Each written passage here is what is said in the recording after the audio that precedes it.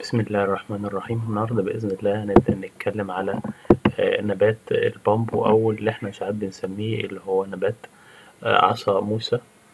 ده من النباتات الجميلة جدا والمعمرة، وممكن يعيش عندنا فترة طويلة جدا لو احنا اعتنينا بيه بشكل كويس. النبات المنظر بتاعه أنيق، بيستخدم في أغراض الزينة، وبيعيش عمره كله في المية من غير ما أنقله في التربة. آه، النبات عندنا ما بيحتاجش التربة لأن هو بيعيش على طول في المية. حجم الوعاء يعني ما بيكونش، يعني ممكن يتحط عندنا في أي وعاء، يعني أي وعاء ممكن نحطه فيه، مش لازم يكون وعاء كبير أوي أو صغير أوي. درجة الحرارة بتاعته اللي بيحب يعيش فيها بتكون درجة حرارة الغرفة. بيتحمل عندنا درجة الحرارة وبيستحمل برضك عندنا الرطوبة العالية. النبات عندنا من ناحية التسميد ما بيحتاجش النبات البامب والاستماد الكيماوي. المية لازم، المية عندنا بنبدأ إن احنا نغيرها من كل 3 إلى 7 أيام، يعني ممكن نغيرها كل 3 أيام أو كل 7 أيام. ولازم المية ما يكونش فيها كلور أو ما يكونش فيها فلور.